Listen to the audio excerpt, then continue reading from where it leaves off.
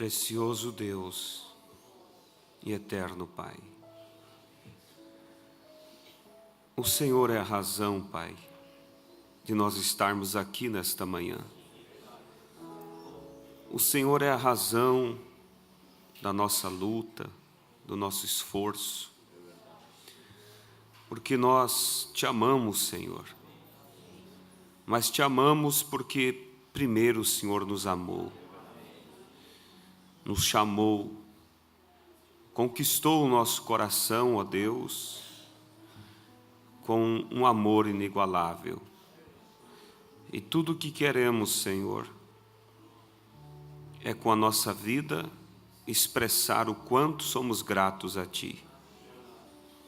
E que o Senhor nos dê força para viver acima de toda a lama que o mundo oferece.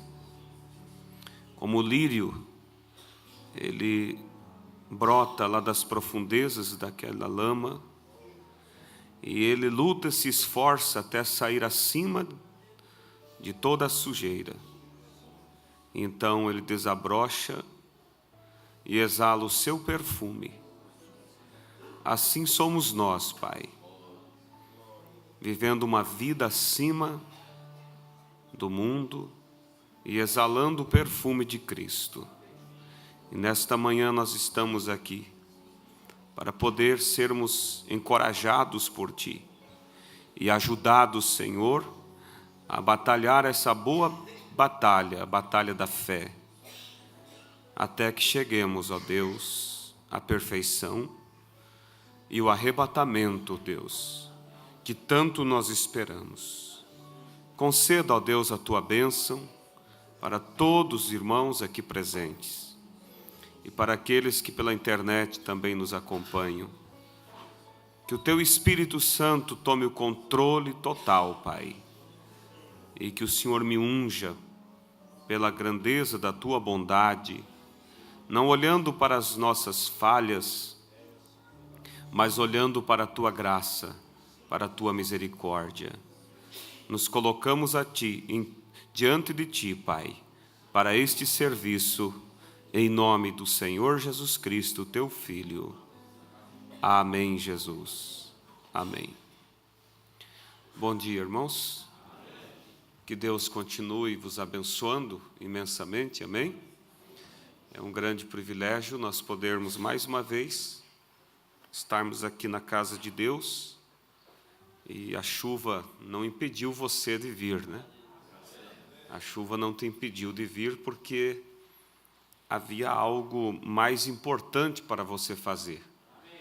E aqui estamos para nos alimentar da palavra de Deus, e sempre tendo em nossos corações a certeza e a convicção de que não pelejamos uma peleja em vão, mas que pelejamos uma peleja real.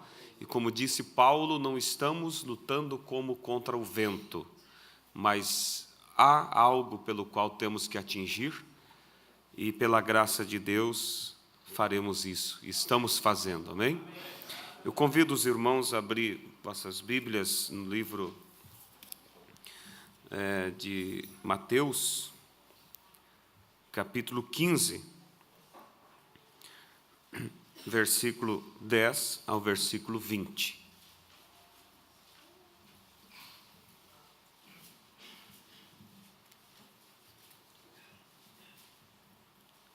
Damos boas-vindas a todos que nos visitam, que Deus os abençoe.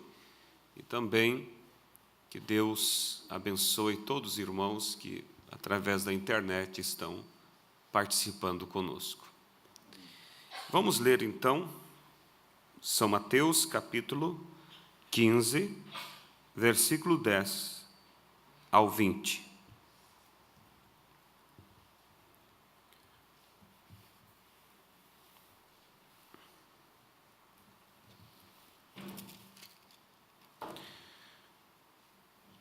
E chamando a si a multidão, disse-lhes: ouvi e entendei. O que contamina o homem não é o que entra na boca, mas o que sai da boca, isso é o que contamina o homem. Então, acercando-se dele, os seus discípulos disseram-lhe: sabes que os fariseus, ouvindo essas palavras, se escandalizaram? Ele, porém, respondendo, disse: toda planta que meu Pai celestial não plantou será arrancada. Deixai-os, são condutores cegos. Ora, se um cego guiar outro cego, ambos cairão na cova. E Pedro, tomando a palavra, disse-lhe: explica-nos essa parábola. Jesus, porém, disse: até vós mesmo estáis ainda sem entender? Ainda não compreendeis que tudo o que entra pela boca desce para o ventre e é lançado fora? Mas o que sai da boca procede do coração, e isso contamina o homem. Porque do coração procedem os maus pensamentos, mortes, adultérios, prostituição, furtos, falsos testemunhos e blasfêmias. São essas coisas que contaminam o homem, mas comer sem lavar as mãos, isso não contamina o homem. Podeis assentar. Que Deus abençoe sua palavra que foi lida. E nós vamos procurar ser breve esta manhã, mas não ser tão breve ao ponto de não entregar o recado, né? Mas que Deus nos dê graça para que possamos ser objetivos e que, ao terminar o culto, você volte para casa sabendo: Deus me falou isso. Amém? É para isso que estamos aqui. Então, vamos nos esforçar para estarmos no Espírito de Deus, e assim isso ajuda o pregador e ajuda também o irmão que está do seu lado, porque você vai criando uma atmosfera espiritual envolvente. Então, sempre a movimentação mínima possível, porque, como ensina o profeta, quando nós nos movimentamos, os espíritos se movem.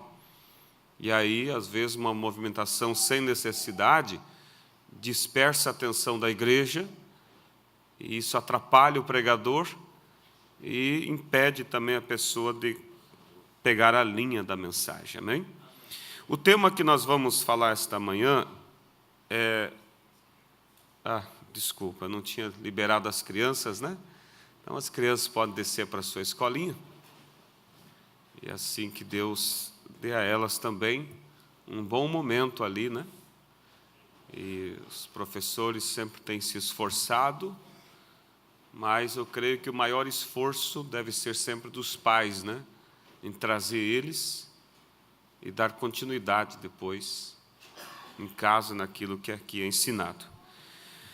Então, o tema desta manhã, o título que me veio sobre esse assunto é 3 colunas para uma vida de vitória. Então, vamos procurar observar essas 3 colunas, e isso, certamente, irmãos, sendo observadas e vividas, vai culminar em uma vida de vitória para cada um de nós.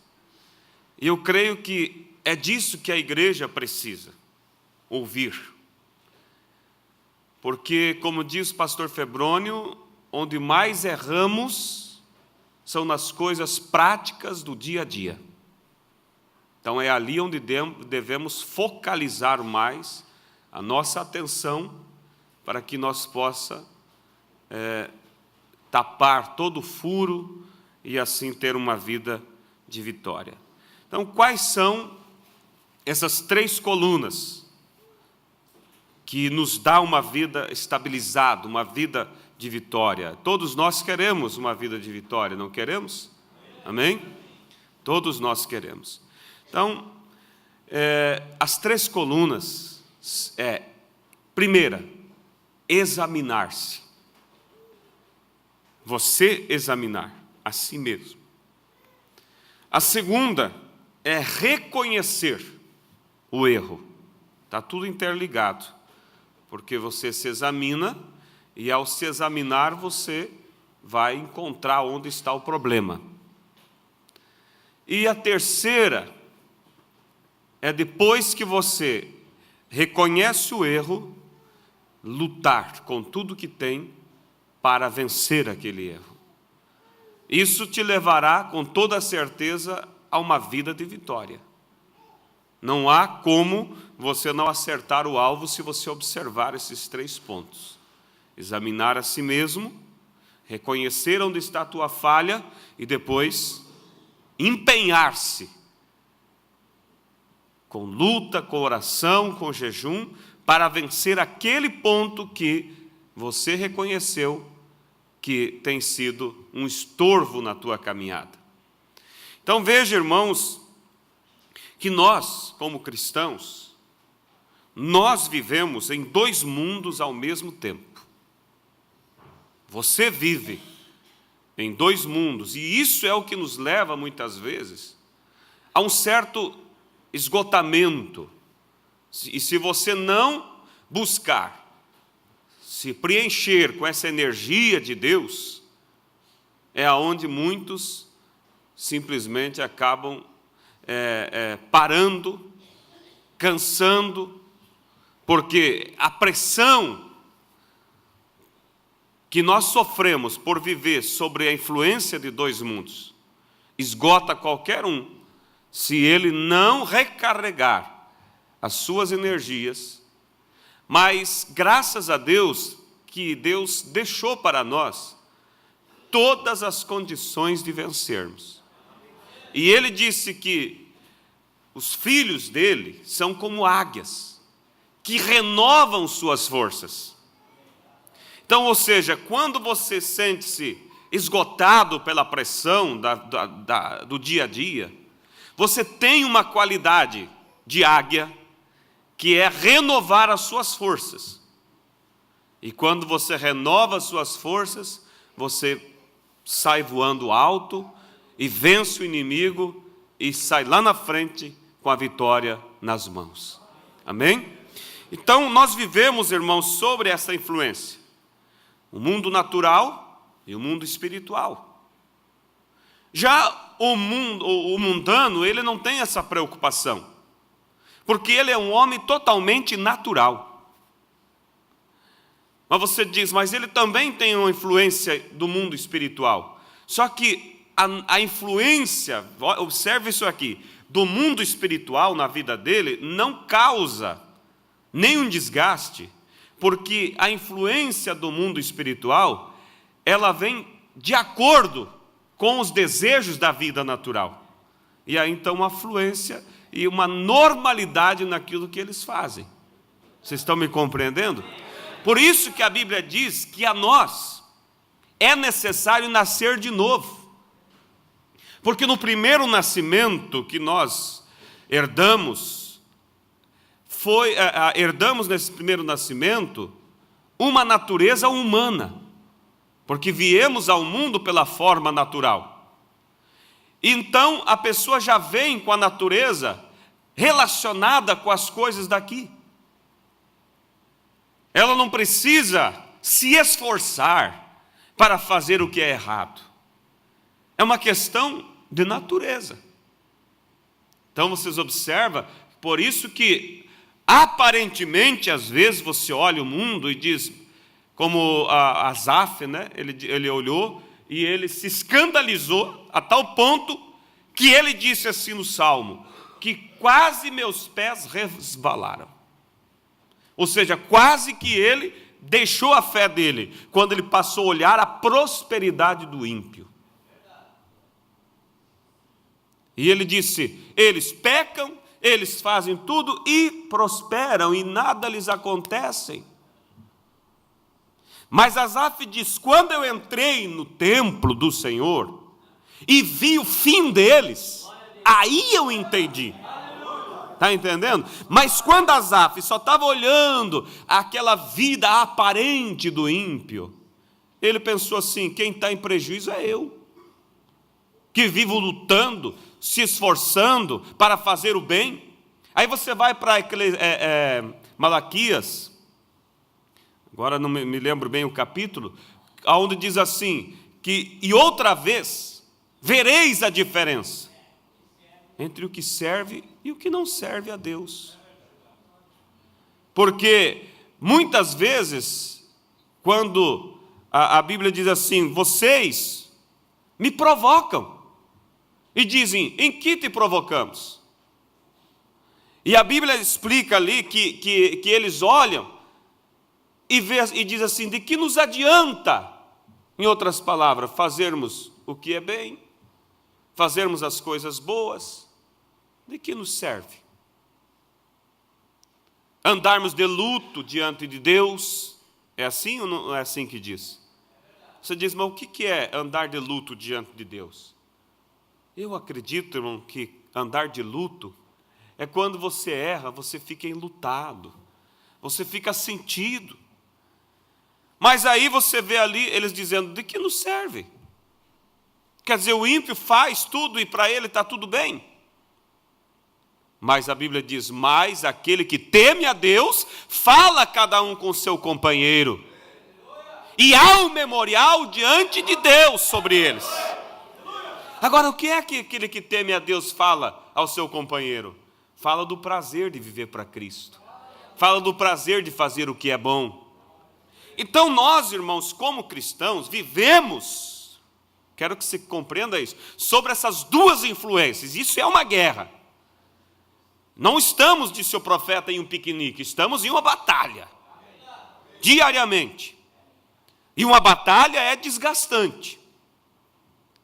O mundo vive somente em uma linhagem natural, já nasceram natural, e aí então é fácil seguir as orientações natural. Mas nós nascemos de novo e adquirimos uma natureza espiritual. E aí Paulo diz assim, que a carne vive em constante luta contra o espírito. Constantemente. É uma guerra, é uma batalha. A carne diz, faça isso. O espírito diz, não, você não pode fazer isso. E essas coisas, irmãos, desgastam. Mas você tem que buscar repor e deixar escapar a pressão que isso causa. Por isso o profeta pregou mais do que uma vez o tema, deixando escapar a pressão. E ele disse, se você não deixa escapar a pressão, porque o profeta diz em uma outra mensagem que se o diabo pudesse, ele deixaria todos nós neuróticos, loucos. Mas você tem um lugar onde você deixa escapar a pressão, e aí esse lugar é onde é Cristo, aos pés dele, você se recarrega e você sai dali como a águia renovada, e não há, igreja, maior prazer do que você deitar na sua cama e sentir aquela paz de saber, eu estou servindo a Deus, eu estou batalhando por algo que é real, que é verdadeiro, e eu sei que se meus olhos se fecharem, não poderei dizer que eu fui perfeito, mas poderei dizer que eu lutei pela perfeição. E ele diz que tudo que faltar é para pôr na conta dele. Ele, irmãos, é justo para recompensar aqueles que lutam e se esforçam por aquilo que é certo. Então, nós vivemos em um mundo natural e um mundo espiritual, é uma luta constante, e como cristãos, nós somos então espirituais. E conhecemos as coisas espirituais, o que o mundo não conhece. E por esta razão, por conhecer as coisas espirituais e ser espirituais, nós não somos entendidos, compreendidos pelo mundo. Aí você vê em 1 aos Coríntios, capítulo 2, deixa eu ler para vocês, somente ouçam. 1 Coríntios, capítulo 2, verso 11, olha o que diz.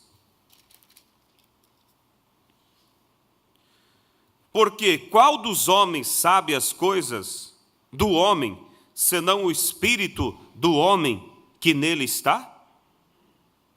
Assim também, ninguém sabe as coisas de Deus, senão o Espírito de Deus. Então aqui, lembra que uma das colunas, a primeira coluna de uma vida de vitória é examinar-se.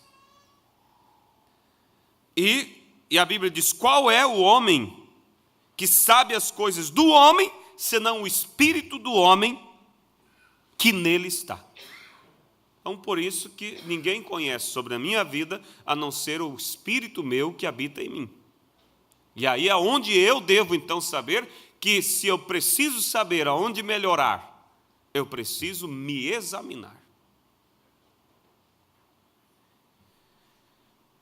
Mas nós não recebemos o Espírito do mundo, mas o Espírito que provém de Deus, para que pudéssemos conhecer o que nos é dado gratuitamente por Deus, as quais também falamos, não com palavras de sabedoria humana, mas com as que o Espírito Santo ensina, comparando as coisas espirituais com as espirituais. Ora, o homem natural, olha aqui, não compreende as coisas do Espírito de Deus, porque lhe parecem loucura. E não pode entendê-las, porque elas se discernem espiritualmente. Mas o que é espiritual discerne bem tudo, e ele de ninguém é discernido. Isso já é uma questão que causa um certo desgaste.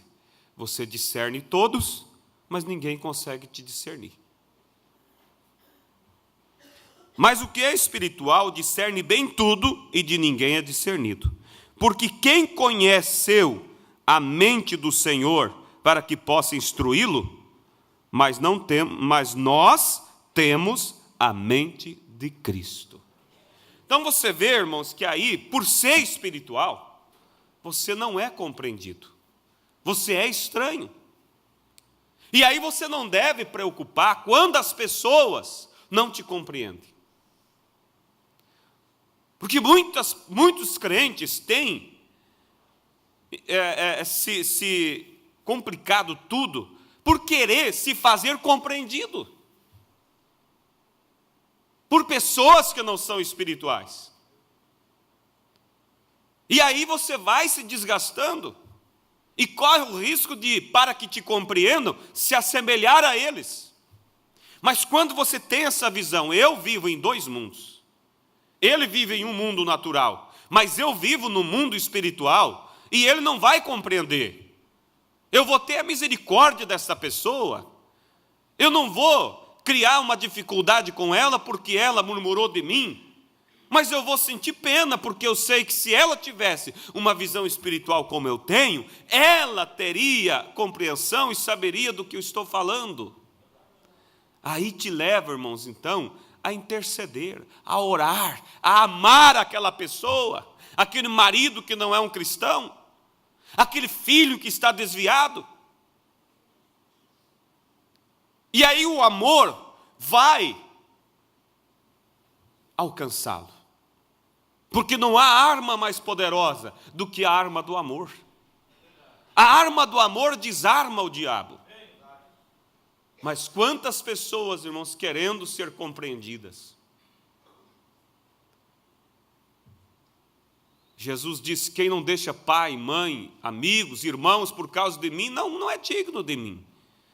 Às vezes você parece ser o patinho feio dentro daquela casa. Ninguém compreende tuas atitudes.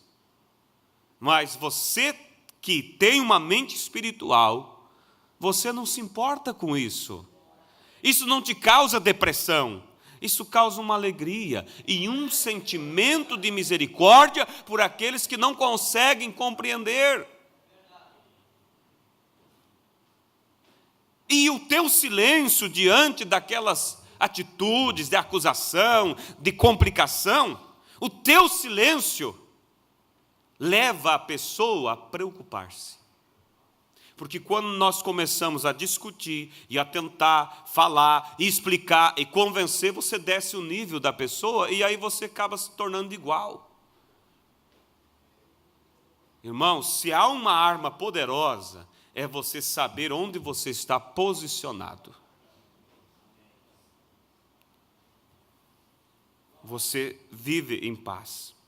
Então, a primeira coisa, irmão, que um homem espiritual, ele entende, a primeira coisa que ele entende é que ele não é deste mundo. E que existe duas forças espirituais que estão lutando e desejando influenciar ele. Ele entende que ele não veio daqui, que ele não é daqui. Jesus provou muito isso quando os discípulos, ainda vivendo uma vida rasteira, natural, queriam lutar para defender. Queriam passar a mão na espada e ir para a guerra. Ele disse: o meu reino não é deste mundo. Se o meu reino fosse deste mundo, os meus súditos, ou seja, os meus servos, lutariam por mim. Jesus, irmãos, olha aqui a grandeza dele. Ele não teve dificuldade nenhuma de tomar uma vasilha, buscar água, despejar na bacia, cingir-se com a toalha, ajoelhar-se diante daqueles que eram seus discípulos e lavar os pés deles. Mas uma pessoa, irmão, que não reconhece sua posição, tem dificuldade de fazer isso. Se eu fizer isso, vão pensar o que de mim? Vou perder minha autoridade, vou perder minha posição, vão achar que eu não tenho liderança, e alguém vai tomar meu lugar aqui. Mas Jesus sabia de onde ele veio e quem ele era e para onde ele ia. E quando você sabe isso, irmão, você não teme fazer o que tem que fazer. Nem que no momento parece que você está sendo a pessoa mais desastrada, mas você sabe que um filho de Deus sempre será um filho de Deus. Você sabe que um ouro sempre será ouro, nunca vai perder o seu valor. Gostaria que vocês compreendessem isso. Então, a primeira coisa que um homem espiritual faz, irmão, é entender, é saber que ele não é daqui. E que ele é influenciado por uma influência espiritual. E que há duas influências, dois mundos. E há o mundo, a influência do mal, que está tentando fazer ele voltar, ou fazer ele errar. Mas há uma influência do bem, que está lutando para fazer ele voltar de onde ele veio. Porque, primeira coisa, um homem espiritual sabe que veio de Deus. E sabe que é uma influência do bem, lhe atraindo de volta para a posição anterior que ele sempre teve junto de Deus. E que há uma influência do mal tentando impedir que ele seja abençoado. E você discerne isso e você alimenta então a natureza do bem. Você se esforça para ler, para ouvir, para estar em ambientes que agrade a natureza dos céus. Você foge da aparência do mal. Esse é o homem espiritual. Ele cuida do lado espiritual para que não seja manchado. Porque Deus é sensível. Há uma história que diz de um certo homem que tinha uma pomba. Tinha ali a casinha da pomba. E a pomba então voava e à noite ela entrava ali para dormir. E um certo dia a pomba veio, no final da tarde, e foi até a portinha ali daquele ninho dela, e olhou e saiu de volta, não quis entrar. Aí o homem pensou, o que é que impediu a pomba de entrar? Aí ele foi até onde estava a casinha da pomba, e olhou que alguém tinha feito uma sacanagem, tinha colocado ali dentro um sapo, por isso a pomba não entrou. E a pomba é um tipo do Espírito Santo. Ele não entra onde há coisas imundas, coisas erradas. Aí então aquele homem pegou aquele sapo, tirou, jogou longe e pensou, agora a pombinha vai voltar para o seu ninho. A pomba voou e chegou até ali, parou, não entrou. Ele disse: mas e agora? Eu já tirei o que estava ali causando dano. Aí ele voltou, olhou, examinou e viu que havia baba do sapo ali dentro. Então ele tirou aquela baba do sapo e disse: agora a pomba vai retornar ao seu ninho. A pomba voltou e observou outra vez o seu ninho e bateu asas e foi embora. Aí ele pensou: bem, agora eu já tirei o sapo, já tirei a baba do sapo, e o que impede ela de entrar ali? Então ele voltou, examinou, olhou e disse: ah, já sei. Ainda tem o cheiro do sapo aqui. Então ele tirou aqueles capim, aquele ninho velho, lavou bem, desinfectou aquele lugar, colocou novas palhas, fez um novo ninho, e aí ficou observando. A pombinha veio, se assentou, observou e entrou. Muitas vezes, irmão, a pessoa diz: bem, mas eu já pedi perdão daquele erro que eu fiz. Mas o cheiro do pecado ainda está ali. Há alguma coisa ainda. Há certas coisas que você lê ainda que estão ligadas àquilo. Enquanto não tirar todos os vestígios do mal, não acertar aquilo com a pessoa que tem que ser acertado por completo, sem meios acerto, o Espírito Santo não volta. Para isso tem o ministério, para te auxiliar e dizer: você deve ir daqui até aqui, porque também tem que cuidar em tudo isso para fazer a coisa certa.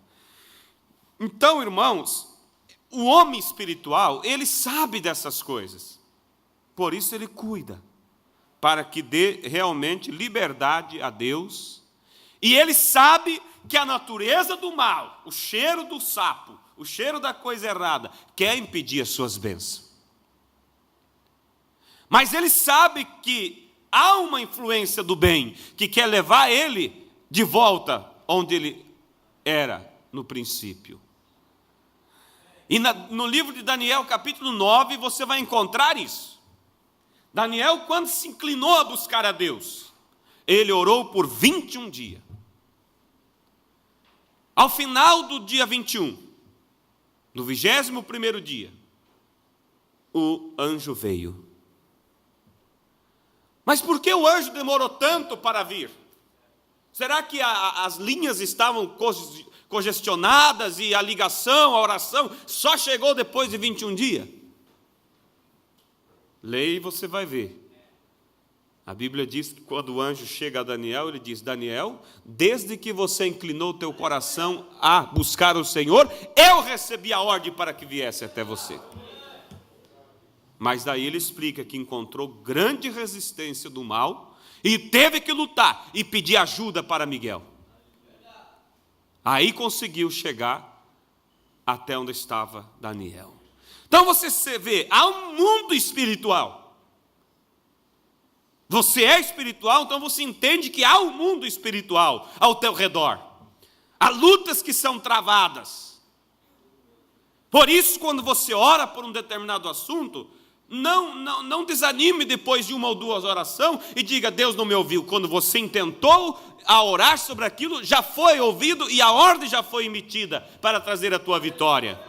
Mas há um mundo espiritual que tenta impedir que o anjo, que a bênção chegue a você.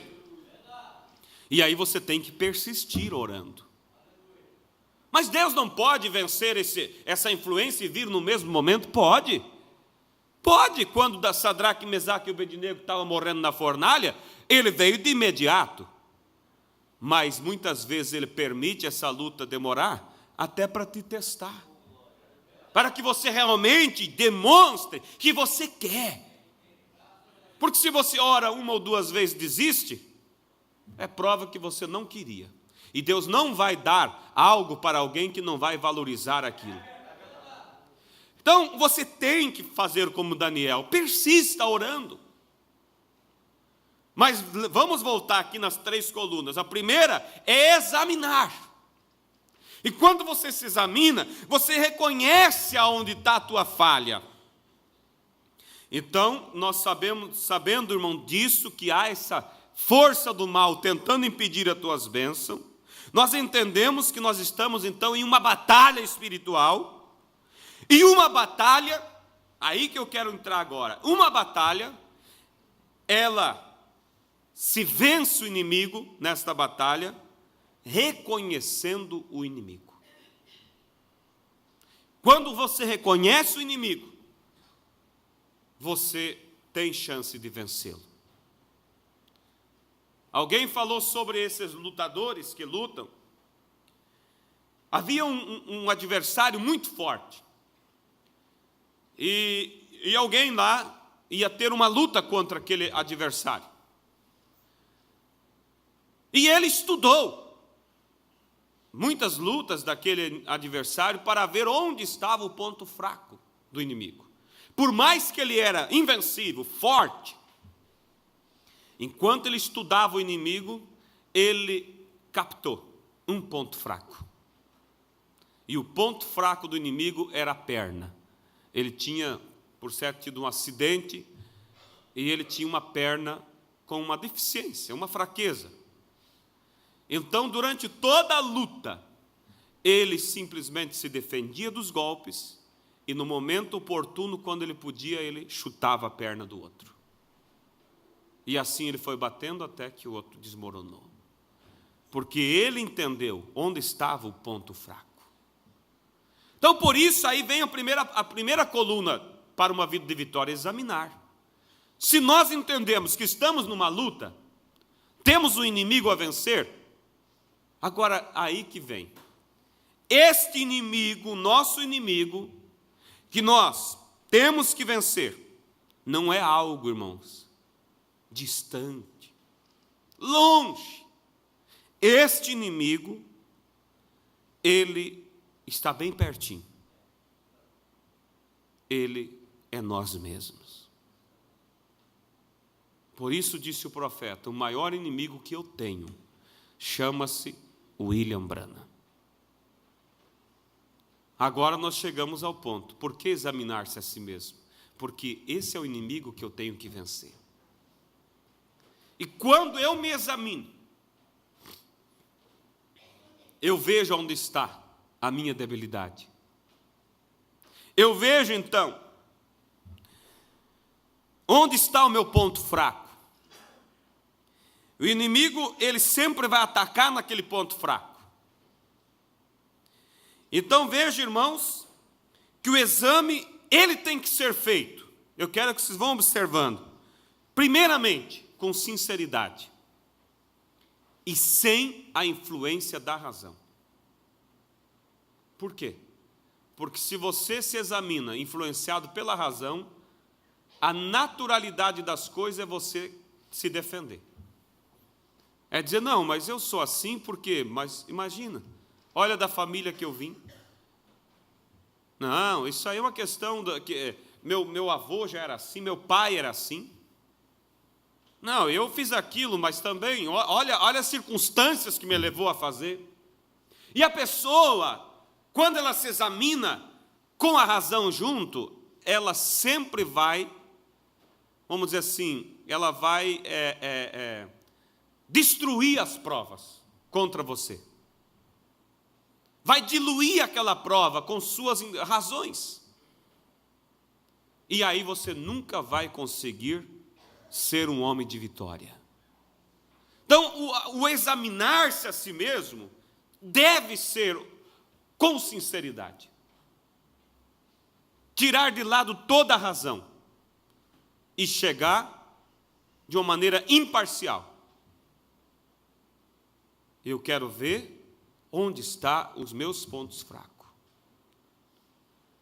Eu não quero saber da razão, não quero saber o que me levou a fazer isso.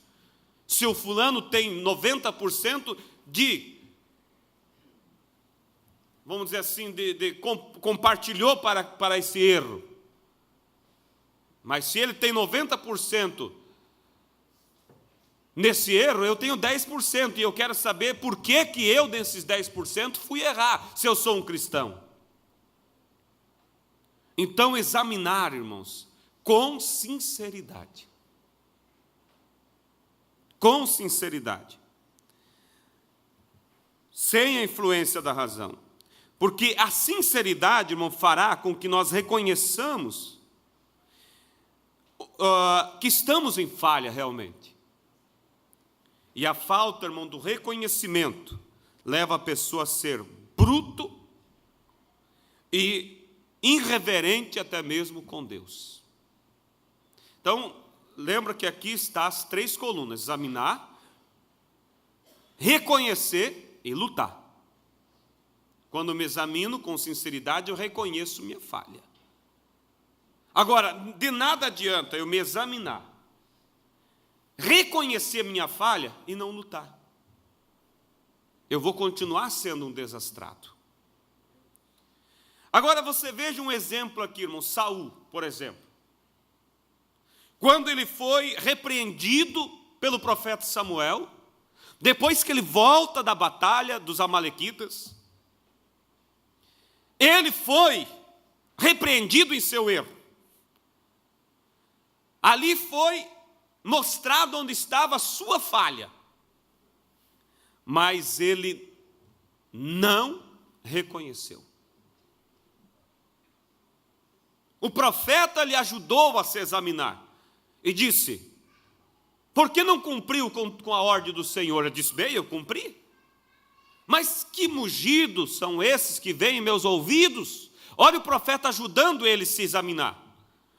Aí Saul olhou, disse: isso é os homens, os soldados, aconselharam-me escolher os animais mais gordos para oferecermos a um sacrifício ao Senhor. Parecia uma coisa bonita. Saul disse: o que é melhor? O que Deus mais se agrada? Sacrifício ou obediência? Ele se embruteceu, ele foi examinado, ele viu o seu erro, mas ele não teve a humildade. Ele não lutou para vencer o seu erro. Ele disse: o que você quer agora? Fiz tudo o que o Senhor mandou. O que eu faço para te agradar? E se encheu de razão, e o seu reino foi tirado. E seu final foi decretado. Irmãos, vamos aqui, essas histórias não estão aqui somente para preencher páginas da Bíblia. Quantas vezes Deus nos ajuda a nos examinar e nos ajuda a ver onde está a nossa falha, mas nós, por causa da razão, nos embrutecemos. E Deus se obriga a tirar de nós a bênção dele. Porque ninguém pensa aqui que porque você é da mensagem, você está no céu. Muitos são chamados e poucos escolhidos. Jesus disse: dessas pedras, Deus pode levantar filhos a Abraão. Se aqueles que se dizem da mensagem, se aqueles que levam o nome de Cristo não viver à altura disso, Deus pode levantar lá do monturo alguém para ocupar o lugar de um filho cheio do Espírito Santo e ser arrebatado. Pode sim. Não pense que você é insubstituível. Não pense que anos da mensagem te dá direito à imunidade. Você pode ser substituído, mas nenhum de nós aqui quer ser substituído. Nós queremos chegar lá, fomos chamados para chegar lá, então vamos ter. E aí, irmãos, onde está a alegria do fraco? Porque Deus não está olhando para a fraqueza, mas para a sinceridade. E se o fraco é sincero, não há risco de ser substituído, porque Deus vai capacitar ele e vai ajudar ele a chegar a ser o que deve ser. Quanto muitas vezes aquele que aparentemente é o forte, é o todo-poderoso, tem que dar espaço para aquele fraco alcançar. Então, irmãos, examinar, reconhecer e lutar.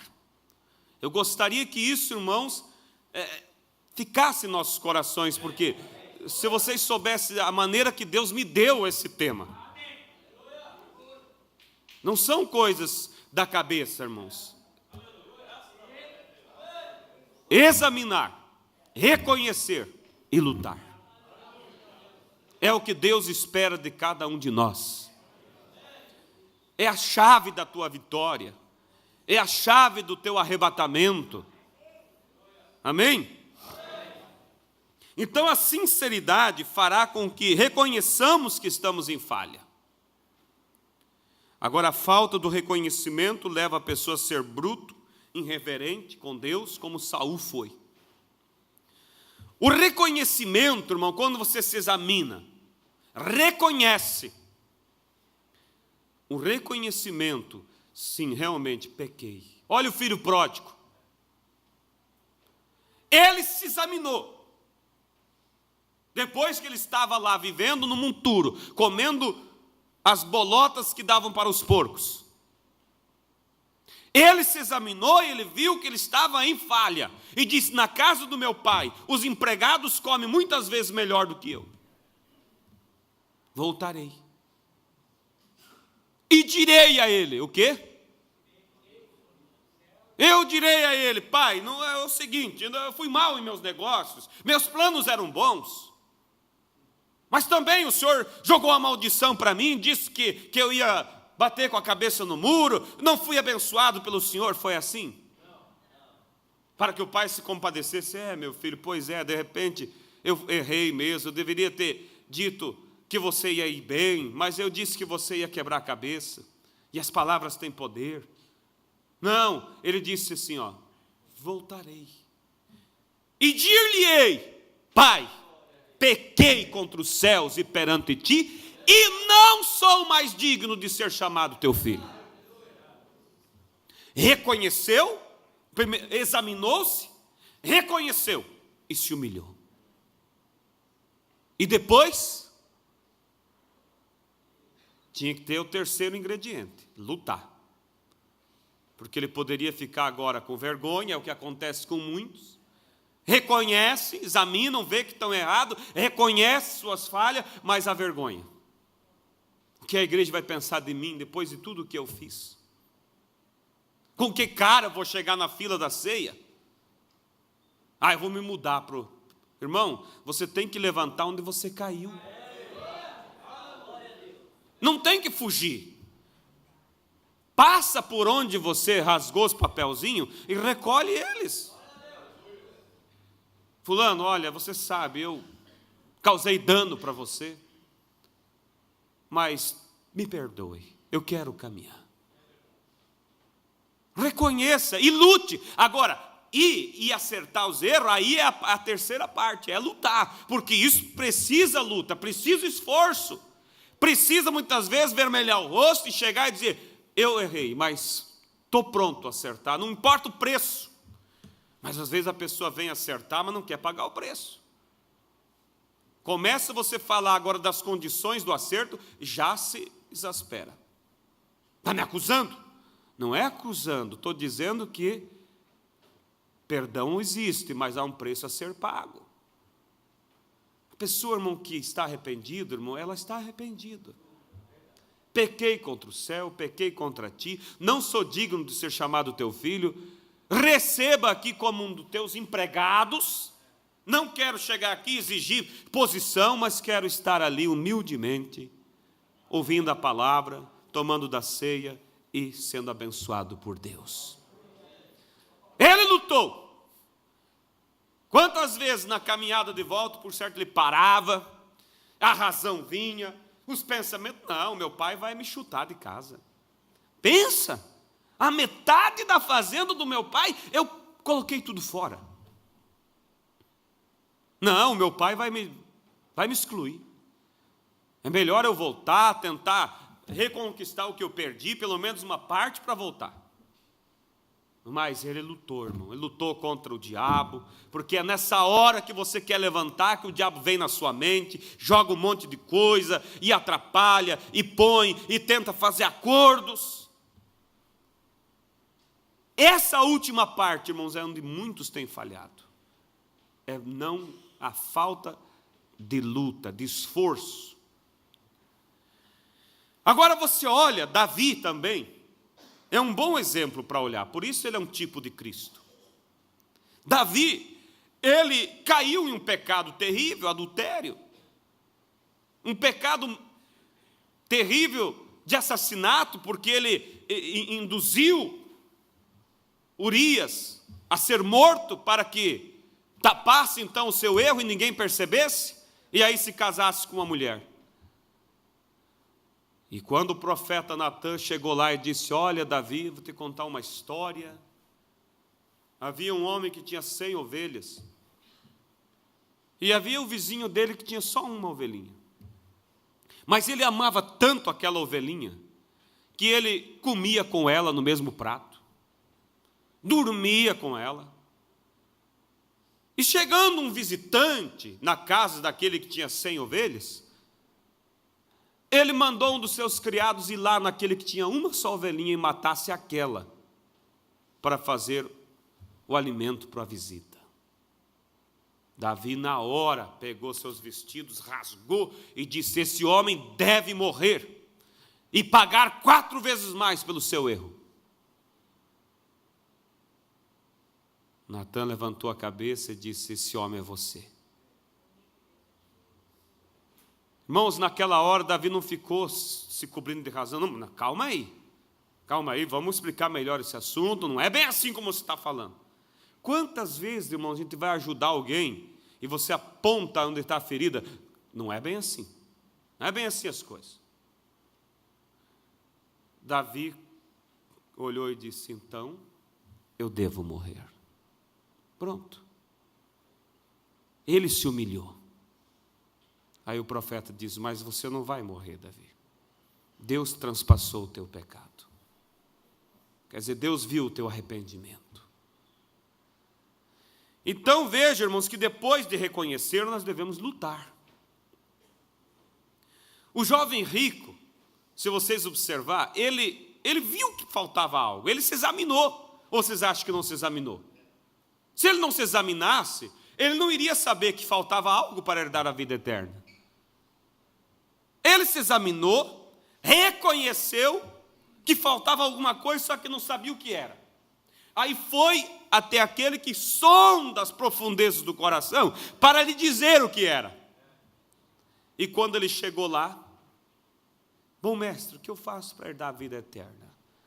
Jesus olhou e disse: guarda os mandamentos. Eu tenho feito isso desde criança. Então, vendo o que tens, dá aos pobres e siga-me. Jesus encontrou e mostrou, e o jovem reconheceu onde estava a sua falha: amor ao dinheiro. Mas, irmãos, ele não lutou. Ele se examinou, ele reconheceu, mas virou as costas. Triste, pesaroso, porque a Bíblia diz que ele possuía muitas herdades. O preço era muito alto. Seus direitos, Paulo disse: tudo me é lícito, mas nem tudo me convém. É aí onde muitos falham, irmão, não quer pagar o preço. E eu sempre imagino, irmão, que esse jovem voltou para casa e aquela noite ele quase não conseguiu dormir. Porque quando ele tentava pegar no sono, aquela voz dizia: vende o que tens, dê aos pobres, e terás um tesouro no céu. Ele rolava para um lado, colocava o travesseiro no ouvido e não conseguia. No outro dia ele estava ali com seus negócios, de repente aquilo, pam, vende o que tens. Ele tentava, irmão, se escapar daquilo. De repente estava lá com grandes empresários, fechando um negócio milionário, e a alegria, a euforia, e naquela hora assim aquela voz batia: vende o que tens. O semblante dele caía, mas teve aquela voz, irmão, aos poucos foi silenciando, até que chegou um dia que ele ouviu pela última vez aquela voz na sua consciência, e aí nunca mais ouviu. E aí ele ficou tão rico que ele não tinha nem aonde guardar mais a riqueza, que ele disse: o que eu vou fazer? A preocupação dele não era em ganhar dinheiro, agora era como guardar. Aí ele disse: já sei, vou derrubar os celeiros velhos, vou construir novos silos e vou guardar minhas novidades. E fez, e quando cumpriu isso, fez uma grande festa, e disse, bebeu, comeu, e disse, agora minha alma, deita, se deleita, porque tens bens para muitos dias. E a Bíblia diz que naquela noite ele ouviu uma voz que disse, louco, hoje pedirão pela tua alma, e o que fez por ela? Por certo morreu de um infarte. Por quê? Não se examinou? Não, ele tinha se examinado. Não reconheceu? Ele tinha reconhecido sua falha. Não lutou, não quis pagar o preço. Que Deus te ajude, que Deus nos ajude, irmão. Não falhe nisso. Aí estão as 3 colunas para a vitória. Examina-te, reconheça e lute. Lute com tudo que você tem. Irmão Brana, ele se examinou. Quando ele foi orar por aquela criança, e a voz disse, tu não é digno de orar por essa criança. Ele reconheceu sua falha. E ele lutou para pagar o preço. Começou pela sua sinceridade. Pai, não sou digno de orar pela tua filha, eu pequei. Não não está muito bem, eu vou orar, depois eu volto. Não, eu pequei, eu menti, fiz minha esposa mentir, e eu não sou digno. É isso, lute, reconheça com sinceridade, sem razão nenhuma. Volta aqui ao ponto que eu disse, o examinar deve ser desacompanhado da razão. Porque senão a razão vai dizer, não, pois é, mas veja, irmão Branda, olha, tudo bem, o senhor mentiu, mas olha a situação que o senhor está passando, olha como o diabo está querendo, o senhor não deve nada desses impostos, todo o dinheiro que entra, o senhor gastou na obra, nas missões, e eles estão querendo cobrar esse mundo de dinheiro que o senhor nunca vai poder pagar, é o diabo contra o senhor. Não, irmãos, mas ele não tinha razão, ele foi, não, eu menti. É o diabo me incomodando com os impostos? Mas eu deveria agir como um cristão, por que eu menti? E ele lutou, e ele foi à mata, e ele orou, e ele buscou, e ele se esforçou, até que ele sentiu aquela brisa. E ele disse que aí ele disse, Senhor, se tu me perdoou, faça eu saber. E de repente aquela unção veio, e ele começou a saltar, e a pular, e a cantar, e a gritar, e a rir, e andar ao redor daquelas árvores, e aquela alegria. Aí ele desceu, foi lá e orou pela criança, a criança foi curada. Então é isso, irmãos, temos exemplos para seguir? Temos. Vamos nos colocar de pé. Eu gostaria que muitos mais estivessem aqui para ouvir. Porque, como Deus me deu isso aqui na madrugada, só Deus sabe. Não sou digno, mas é o amor dele por vocês, por mim, porque eu também preciso disso. Quer ter uma vida de vitória? Então, cuide dessas 3 colunas. Examinar, reconhecer e lutar. Mas lembre-se, nunca procure examinar-se com razão. Deixe a razão de lado. Pai celestial e eterno Deus, obrigado, Senhor, porque o Senhor mais uma vez foi misericordioso conosco e nos abençoou nesta manhã com essa bênção tão especial, Pai. E eu quero pedir que isso não se torne somente um sermão, mas uma vivência em nossas vidas. Me ajude, Pai, a viver essas 3 colunas da vida cristã.